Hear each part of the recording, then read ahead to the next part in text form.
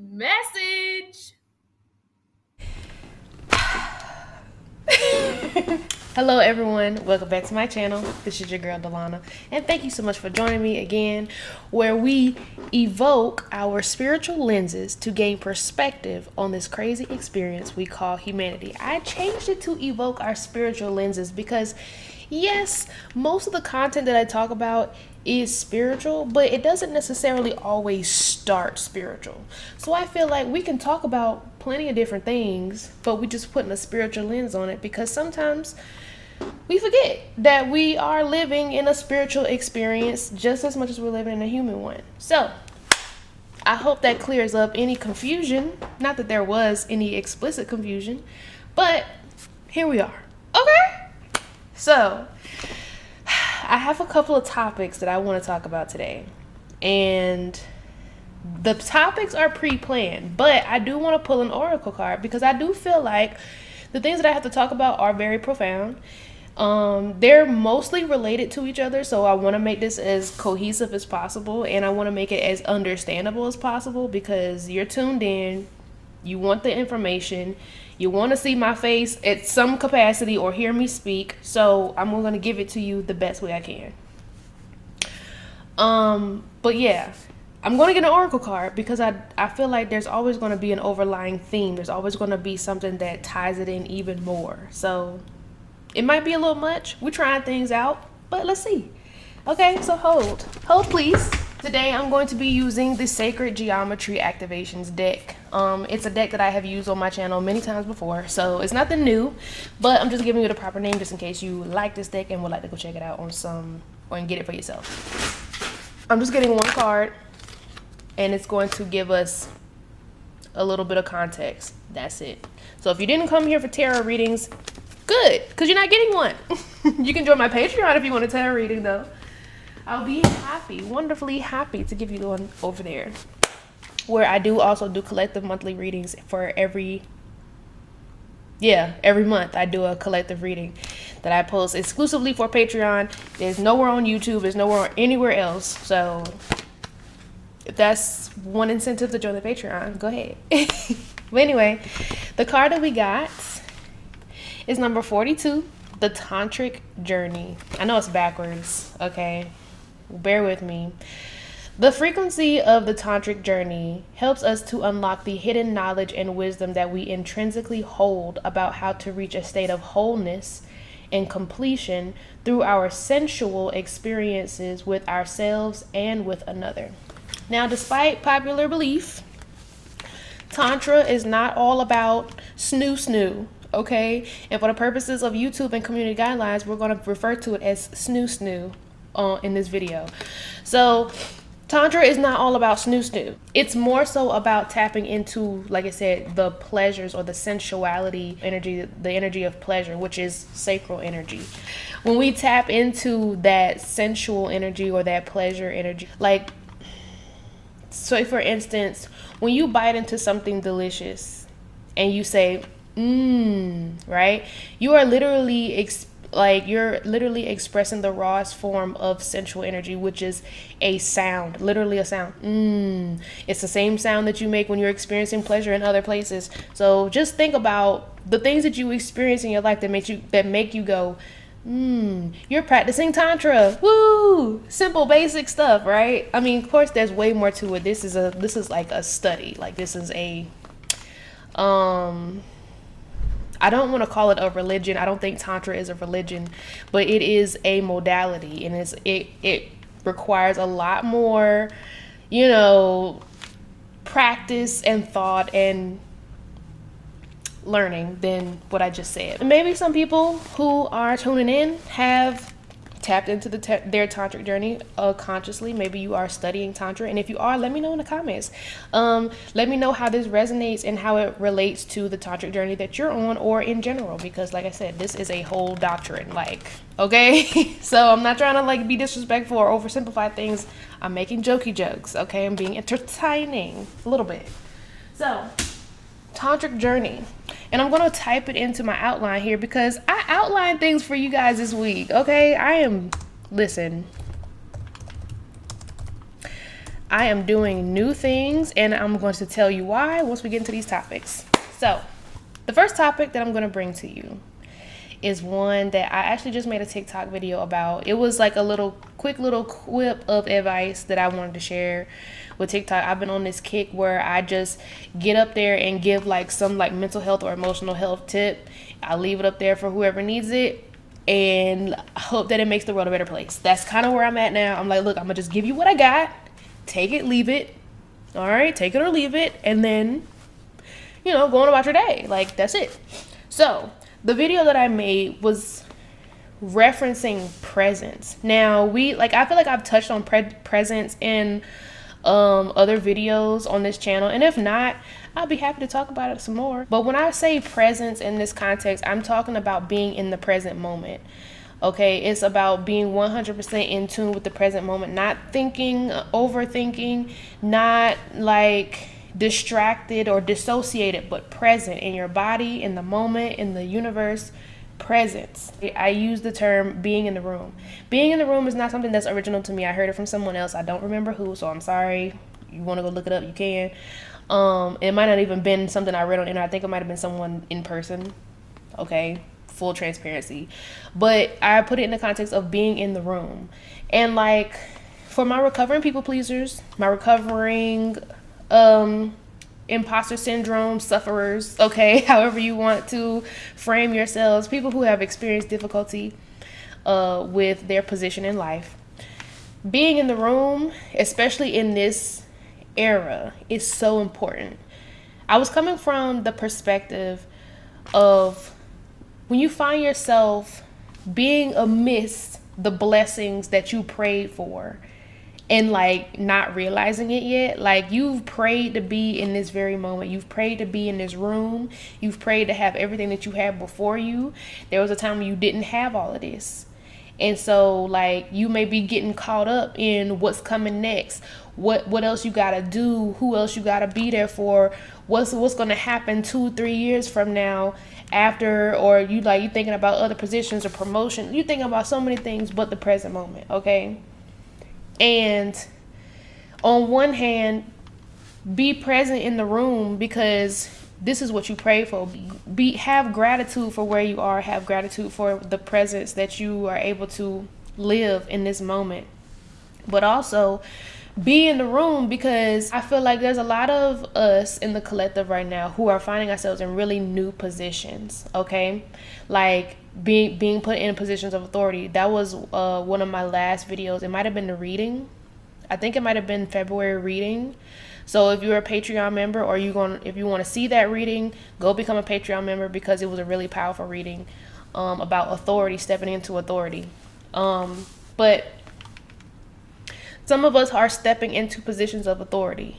And a lot of times, if we're not used to being in positions of authority, or we're not used to standing in our power as big and as impactful as we are, that imposter syndrome can kind of like set in and be like, hey, we're not used to this. I don't think we're supposed to be here. I think this is the wrong room. This is the wrong room. I think I need to go. Or you sitting there trying to convince yourself and you having this mental chatter, like fighting back and forth with yourself saying, yes, I'm supposed to be here. I'm supposed to be here. Or you're saying, no, I'm not supposed to be here. I'm not supposed to be here. Like the chatter can go either way.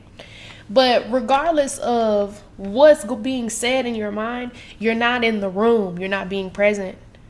And so I made the video because I was like, look, it don't matter. First of all, it doesn't matter what anyone who knows you or who doesn't like you and said something about you child, I'm trying to get it out.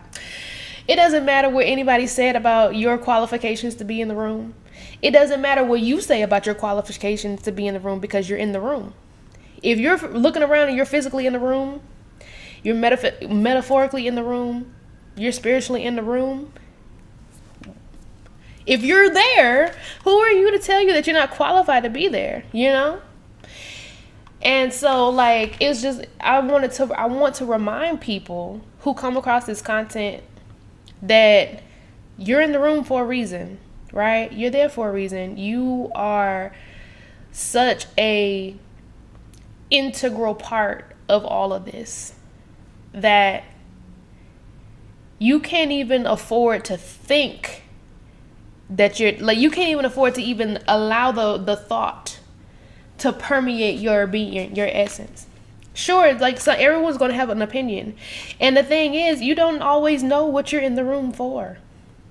Like, yes, like maybe you want to be in a room because you was trying to get an opportunity to talk to this person, or you was trying to make connections over here, or you was trying to, offer this product or offer your brand, offer your services to the community. Whatever your reason is for being in the room, sure, you have your intentions. But even with your intentions, maybe there's another reason why you're supposed to be in the room. And that's why you got to be present.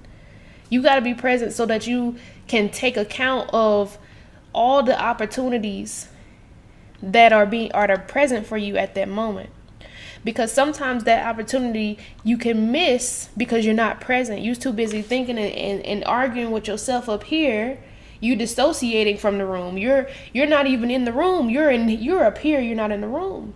So you got to get in the room so that little nudge, the inkling, the small still voice, the intuition, however it talks to you, tells you to go in that direction. Maybe it's counterintuitive. Maybe it goes against your logic or your intention to go in that direction. But maybe there's something over there for you in that direction, but you can't hear it because you chattering up here.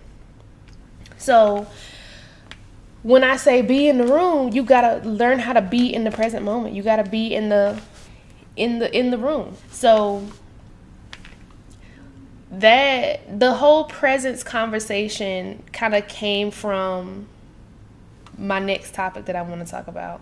This is something that is very close to my heart, something that is very dear to me, that is something that I really experienced real time, that I have experienced for a long time, and that's purpose. Looking for purpose. Trying to fill out purpose. What is purpose? Like,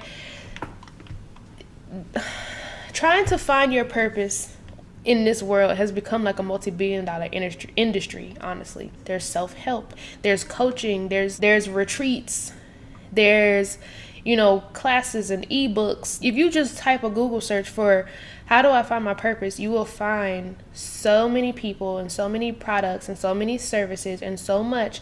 People will throw anything at you. And I'm not saying that it's all bullshit, because there are some people out there who are helping people find their purpose. There are some people who are out there coaching people back to life. Okay, and I'm not shitting on the industry, but it is an industry nonetheless. But I've struggled with finding my purpose, and me searching for my purpose has landed me in a lot of sticky situations. And there's this like really intricate thing about purpose that I really want to talk about, because it does stem from being present, being in the room when you need to be in the room. Your purpose has the ability to adapt and change in every moment. So you being present means being able to see when your purpose is adapting and changing in that moment.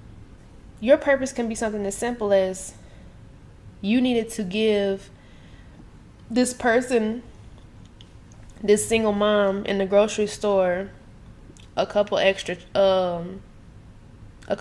dollars to pay for the rest of her groceries, so that she can go home and raise a child that's going to build a foundation. Like this, we're talking about butterfly effect stuff. Like, there's unknowns, there's unknowns, there's known knowns, known unknowns, unknown unknowns, unknown knowns. Right? we're not going to get too far into that because that can get really confusing. But your purpose adapts in every moment. So then you would ask, well, Delana, if my purpose adapts and changes in every moment, then that means my purpose is only opportunity. And in a way, it kind of is. What I'm getting at here is that your purpose is to simply be you. Now, when I say your purpose is to give somebody change or to work with strangers, do these super altruistic deeds, that's not what I'm saying. Not everyone is meant to be altruistic. Some people's purpose is not to be altruistic at all. But the purpose is to be you. When you know yourself deeply and truly, you are already inclined to do certain things. You are already inclined to love people a certain way, respect people a certain way, to respect the earth in a certain way. You're already inclined to teach what you teach, to laugh at what you laugh at, to discuss what you discuss, to reprimand what you reprimand. Like, you have all of these facets about you. You have all these gifts. You have this sight. You have your own perception. And the reason why you even exist as you, like you, ego you, this body, your body, is so that you can experience what it's like to be that. That's it. That's literally it. Experience being you. That's your purpose. And it took me a while to really understand that concept. The purpose is to just be you. Because I've heard people say I won't say for years, but it's been a minute. Maybe it has been years, but it's been a minute. I've heard plenty of people say things like, you're a human being, not a human doing, and I'm just like, okay. Okay. Thank you for that information. I would love to be a human being, like I would love to just be. But, in my mind, in living in a capitalist society, I had adopted beliefs that told me that, in my mind, my programming told me that, yeah, that's nice, but I got bills to pay. Yeah, that's nice, but I gotta have a job. I gotta pay, like, I have to pay my car note. I had to make sure my phone is still on, like my service and stuff. Like, I have to make money. I can't just be. And that type of mentality tells me a couple of things. One, I'm probably lazy. Like, if me being means that I don't work, I don't provide for myself, I don't take care of myself because I just want to do nothing, that's not only is that lazy thinking, but that's a lazy existence. Because I feel like regardless, like, I've tried doing nothing. Me, like, before even understanding any of this, I've tried doing nothing. Usually when I get a rest day, it's not rest. I'm still doing stuff. Like, I be cleaning, or I be writing, or I be doing like I'm on social media, I'm making videos, making content, or like I'm cooking, I'm making a new recipe. Like, I'm always doing something. So doing nothing, first of all, that's a lie. Like, meditation has been really helpful in that. Over the years that I've been fitting it into my days and stuff. But that also means that I don't really know myself that well. If I feel like I don't, not that I don't know myself that well, but I don't, like I said, I don't really know what it means to be human. Because humans naturally, we gravitate towards challenges, we gravitate towards accomplishment, we gravitate towards innovation, making things easier for ourselves. We gravitate towards love and care and nurturing. We gravitate towards that stuff. Now, we have a lot of fractured human beings who don't know how to do it properly, or take advantage of that because, again, they don't know how to do it properly. But that doesn't mean that we don't know how to do those things, or that we don't gravitate towards those things. Lord, is Mercury retrograde? Mercury retrograde must be coming up soon, because I feel it. It's bothering me. But yeah, like, forgot what I was saying. It'll come back to me. When it came to finding my purpose, when I was looking for my purpose outside of me, my line of thinking was that if I go out into the world and just try a bunch of different shit, just go out and try shit and see what sticks, go out there and try. It was like being like on the Rumspringa. I just wanted to say that. I don't even know if I said it right, but like on holiday or college, I wanted to live the college experience with my life and go out and just try shit to see if I liked it. And I really don't think there's anything wrong with trying shit to see if you like it. But I feel like at some point you're going to have to do some internal reflecting, which is what the last couple of years of my life has been about, is that internal reflecting. But I would go out and I would try stuff to see if I would fall in love with it. If I would have this coming to Jesus moment where I'm like, yes, this is my purpose. Woo, I love this. Oh my God.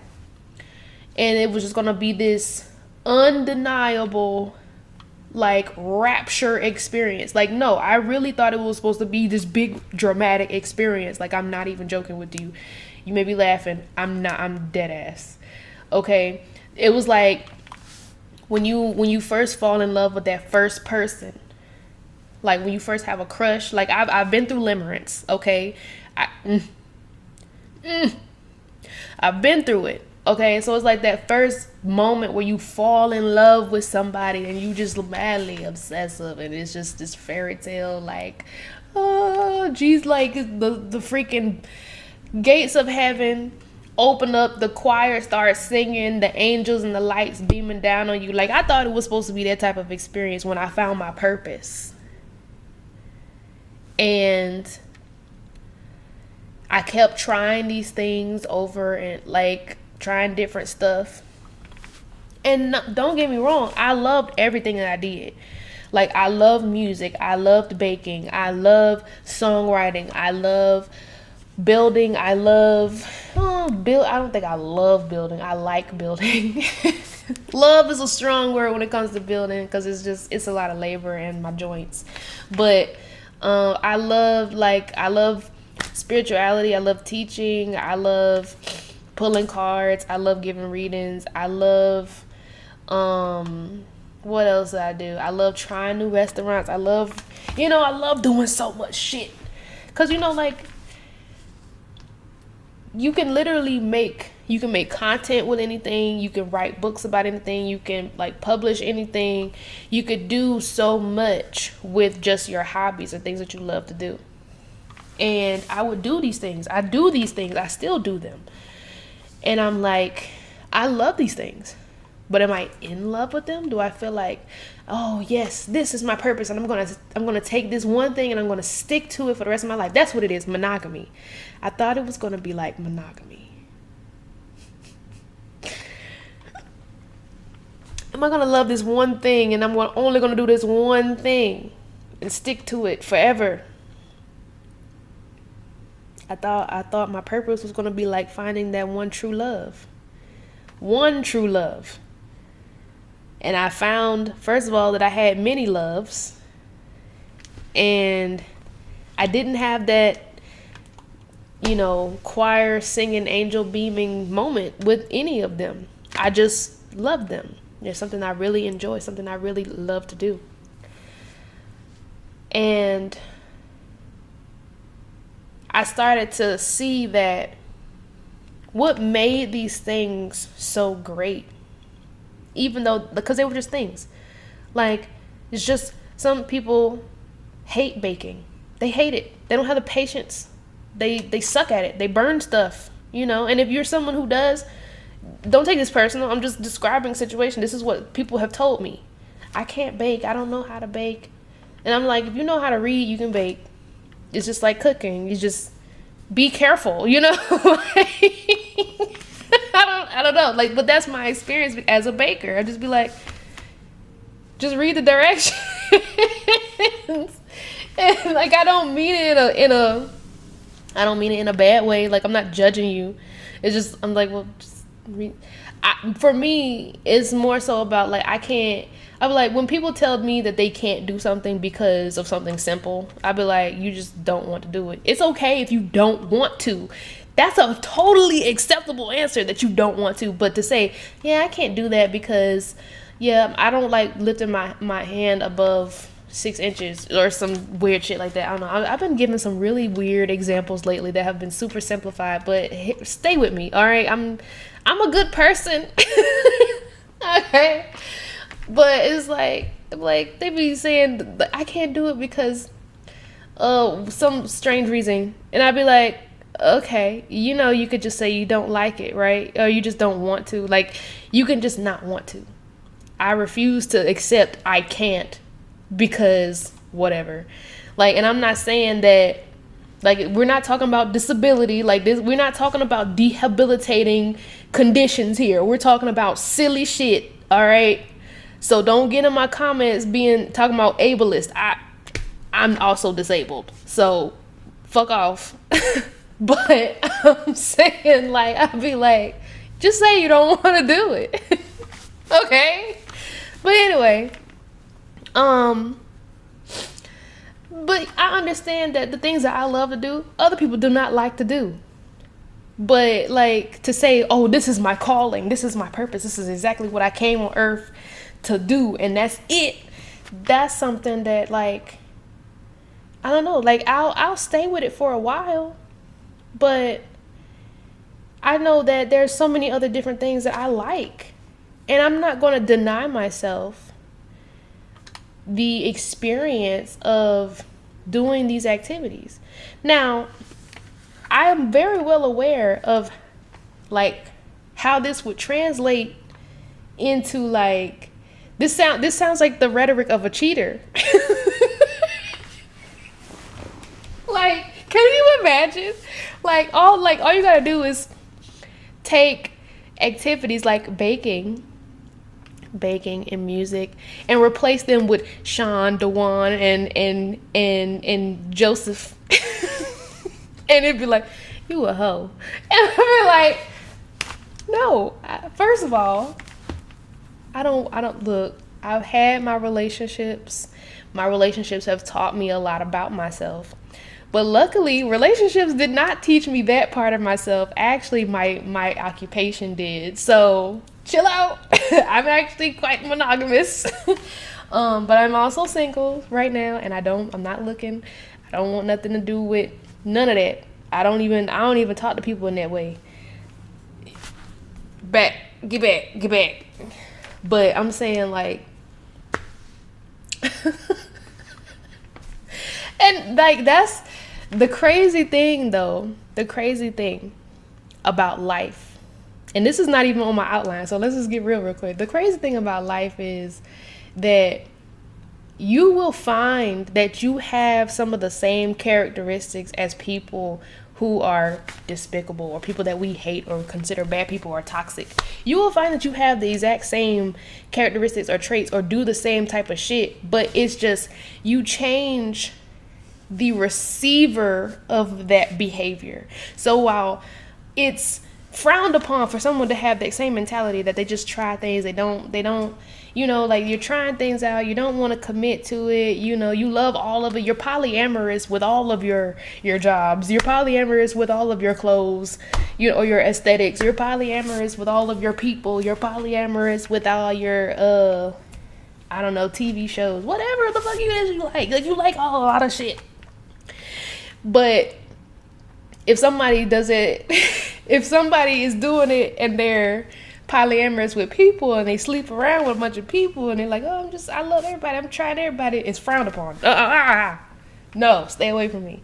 And that's their prerogative. Like, honestly, like, I don't know if I would want to be with a polyamorous person. Like, I've tried. I don't really think it's for me either. So it's okay to have those contradicting, like, ideologies, because it is different. People respond differently to different shit. That's why you get to be individuals. That's why you get to be unique. That's why you get to have different experiences, because, like, that's what you're here to do, to experience yourself. That's your purpose. And I hope all that makes sense. It felt crazy coming out, but I feel like, I don't know, like, that's how I look at life. That's literally, like, you want to have a conversation with me, that is it. That's what you're going to get. That's what you're going to get. And that's how, like, I feel like I'm able to be a little bit more understanding of things that are unsavory, because it's like, well, if you just applied it to a different situation, it would be okay. You know, like, you have to be able to see the other side of things and not necessarily excuse it or enable it if it's hurting people, but to understand that, okay, I get it. You know, this sequence of actions makes sense. That's okay. Don't have to be my friend, but, you know, like, I get it. So yeah, back to my purpose. This is why I have things outlined. This is exactly why I have outlines. I have a tether to keep me back on the ground, okay? And that's what I'm gonna talk about later. But we are 35 minutes in. We might not get to talk about it. So shit. I'm losing a little. Yeah. So, with finding purpose, I thought it was gonna be something that I fell in love with, and it was gonna be it, and that just wasn't it. But you know what I did fall in love with? Myself. Because I felt like every single thing that I did love and every single thing that I did try out was the thing that made it so special was me. The way that I would interact with it, the way that I would approach it, the joy and excitement and the curiosity that I brought to it was what made, confirmation. That's what made the experience worthwhile. That's what made the experience so good for me, because I was bringing that energy to it. And a lot of people in my life who I've come and met and left behind, or, you know, like, who we no longer talk, people who have done me wrong, or people who I've allowed to take too much from me, that's what they were experiencing from me. I feel like a lot of people experience this energy off of me. And it doesn't necessarily always put me in the best situations, because people be like, oh, well, since, you know, I want you around because I like the energy that you bring. I don't necessarily like you. You know, I don't necessarily care for you or want to understand you. I don't want to talk to you. But you bring that energy, though? All right. Okay. And that's kind of like the story of my social life. I have met really great people.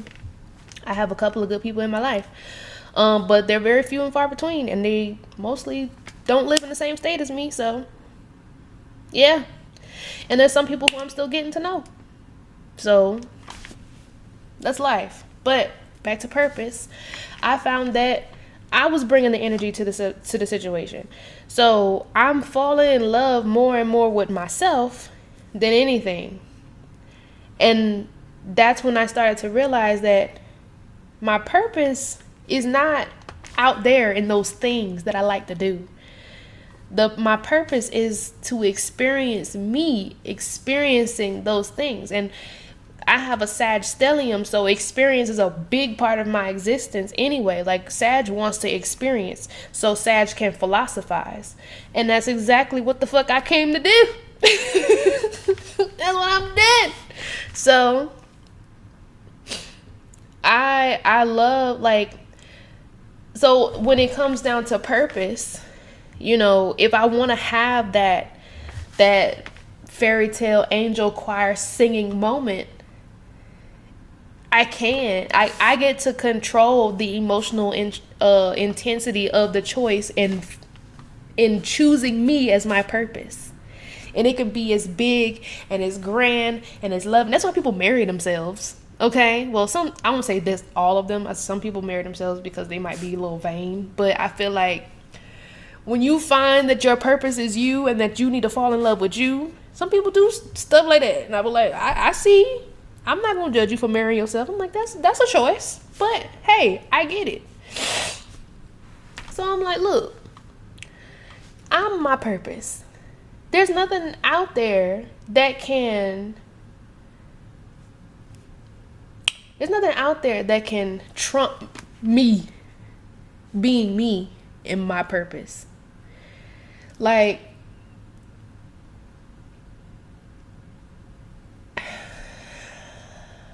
we're going to put a pin in that and come back in another video because we're getting a little long. But if you liked it so far, make sure you drop some purple hearts in the chat. In the chat. Are we live? Drop some purple hearts in the comments if you made it this far, so I can know who made it this far. So you ain't got to tell your business. Just drop a purple heart, and I know you made it this far. Anyway, so the last thing I want to bring up, and it does tie in a little bit to presence and purpose. Okay. And it ties into my personal story, so that's why I'm going to share it. But I want to talk about Saturn. I want to talk about routine. I want to talk about Saturn. Right now, we are in Saturn in Pisces. Okay, that we're we're we're in the era of Saturn in Pisces right now. Okay, and I want to talk about Pisces really quick because it's going to tie into the purpose. All right. Pisces represents dreams, emotions, empathy, the difference between fantasy and reality, escapism, spirituality, beliefs, this vast expansive watery network of Pisces. It has so much in it.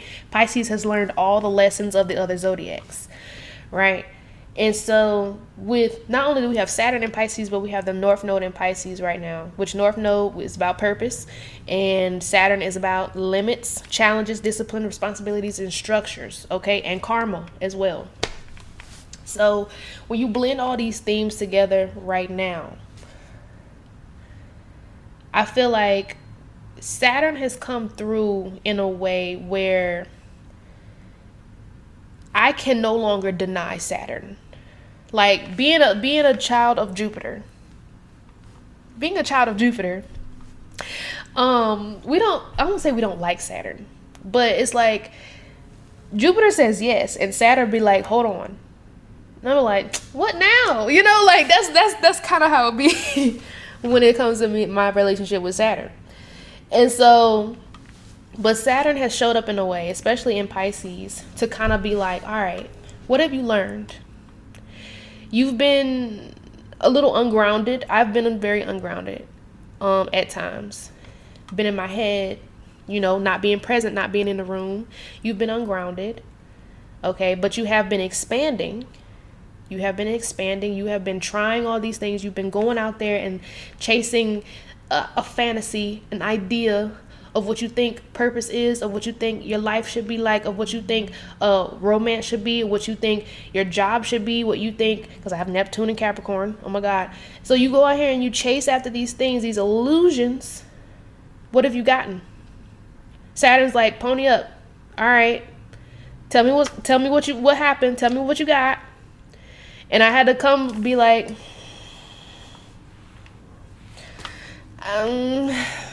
I got all this knowledge, I got all this knowledge, and I'm like, I'm trying to figure out what to do with it. And Saturn's like, yeah, I know, because you have neglected me.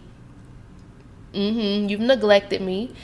You cannot go out and traverse the waters of Pisces without first setting up a place to come back to, your structure, your foundation, limits, boundaries, okay?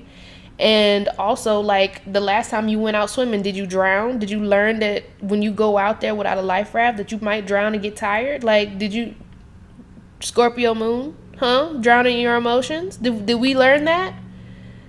Okay, so, all right, keep going. What else did you learn? And, like, Saturn's coming in and collecting on, like, hey, what's going on?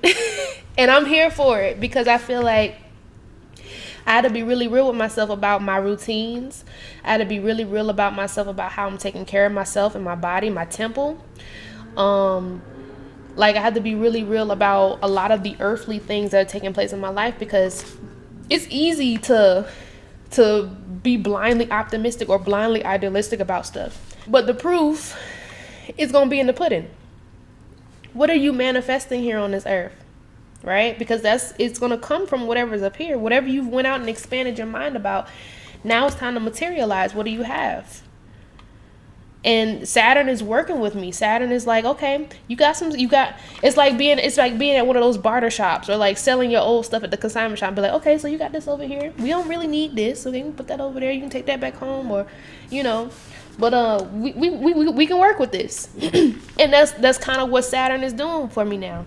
And so now I've made a commitment. I'm like, okay, Saturn, I'm going to commit to this routine. This is going to be my routine for the next X amount of time. Time is also ruled by Saturn. So instead of running away from Saturn and being like, no, Saturn is just trying to make me work hard and work myself to the bone, and, like I get no reward and everything is delayed. Like Saturn is bad, it's jail, whatever. And there's another creator that I follow who has her own collective, who I love so much. She talked about Saturn as well, and how Saturn is the binding to the bones, because Saturn rules the bones. It's a binding to the bones. So you're binded to your body, you're binded to the 3D reality. But when you allow yourself to work with Saturn instead of making Saturn the bad guy, your life drastically improves. And I'm telling you, like, I've made this commitment.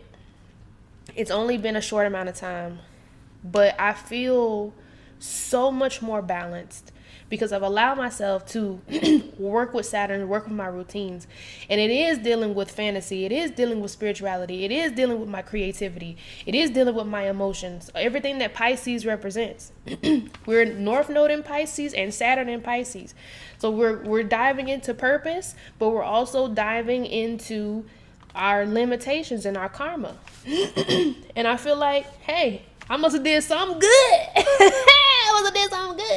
But regardless, what else do I have on this outline?